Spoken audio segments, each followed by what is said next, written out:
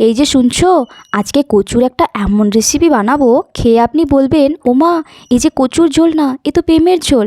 তাহলে চলো প্রেমের ঝোলের রেসিপিটা দেখে নাও। দেখো, কচু কিন্তু হেলাফেলা করার জিনিস না, তাই কচু কাটার আগে লোককে যেভাবে তেল মাখাও নিজের হাতেও সেভাবে তেল মেখে নাও, নাহলে পরে কিন্তু নাচতে হবে।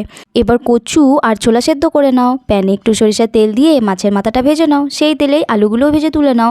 এবার ফোড়নে দাও জিরা আর শুকনো লঙ্কা, তারপরে দিয়ে দাও কেটে রাখা কিছু টমেটো।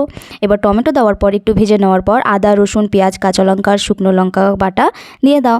যখন দেখবে মশলা কষানো হয়ে গেছে, তখন গুঁড়ো লঙ্কা হলুদ দিয়ে মশলা কষিয়ে ভেজে রাখা আলু আর কচু দিয়ে ভালো করে নাড়া হয়ে গেলে দেখবে কচু বলছে, আচ্ছা মা, এবার আমি রেডি। এত সুন্দর গন্ধ বেরোবে না, তোমার পেটে কিন্তু ঢাক বাজবে, এতে কিন্তু আমার কোনো দোষ নেই। এবার পরিমাণ মতো নুন দিয়ে আরও একটু নেড়ে নাও।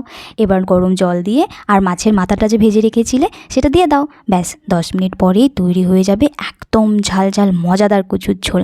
শেষে একটু গরম মশলা দিয়ে নামিয়ে নিলে ব্যাস, দেখবে আশেপাশের মানুষরা বাটি নিয়ে হাজির। তাহলে চলো আজ আমি আসি, দেখা হচ্ছে পরের ভিডিওতে।